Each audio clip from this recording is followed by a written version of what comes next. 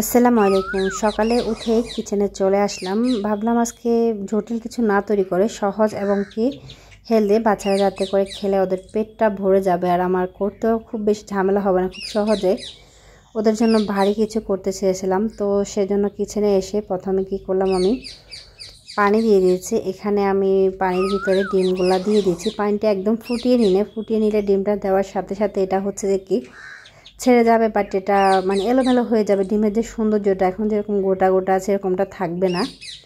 সেজন্য ডিমটাকে একদম হাই হিটে গরম করে নিয়েছি। আজকে এটা করব নুডলস।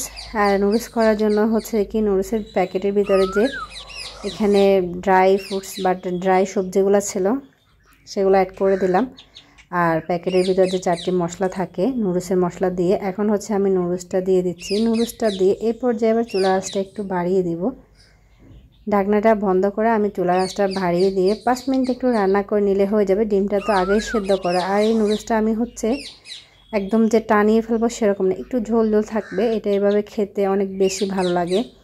সকালবেলা এরকম গরম গরম নুডলস মানে এরকম হচ্ছে আমার ফ্যামিলিতে 4 জন সদস্য, 4 জনের জন্য আমি এরকম করে নিয়েছিলাম। এটা সাথে একটা ডিম দিয়েছি। অনেক ভারী একটা নাস্তা হয়ে গেছিলো সবার জন্য, আর খেতে অসম্ভব মজা হয়েছিল। আমার করা কিন্তু খুব বেশি ঝামেলা হয় নাই।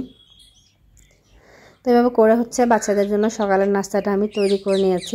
এই নুডলসটা এভাবে করলে একটু বেশি ভালো লাগে। এটার ভিতরে এক্সট্রা কোনো ইনগ্রেডিয়েন্টস যোগ করতে হয় না। এটার ভিতরে সব রকমের মশলা উপকরণ দেওয়াই থাকে।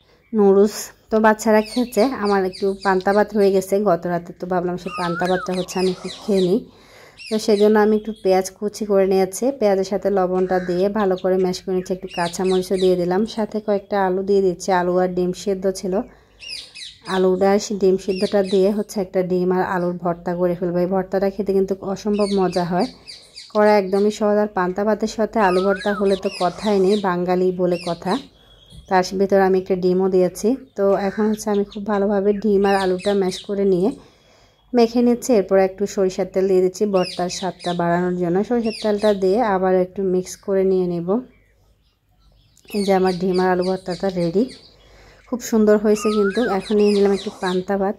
তো এটা আজকে ছোট্ট একটা কিছু রেসিপি টিপস, বাট বাঙালি পরিবারের সকালটা কীভাবে কাটে। আমরা তো ব্যস্তরা আধুনিক, বাট ব্যস্ত আমাদের সংসারের কাজকর্মগুলো ব্যস্ততার ভিতরে কাটে। তো ব্যস্ততার ভিতরে আমরা মাঝে মধ্যে এইরকম লাইফটা হচ্ছে অনেক সময় করে থাকি। সব সময় তো আর গোছানো হয় না। তো সেটা আপনাদের সাথে আজকে শেয়ার করলাম। আপনাদের কীরকম লাগছে জানি না। যদি ভালো লাগে অবশ্যই একটা লাইক দিবেন।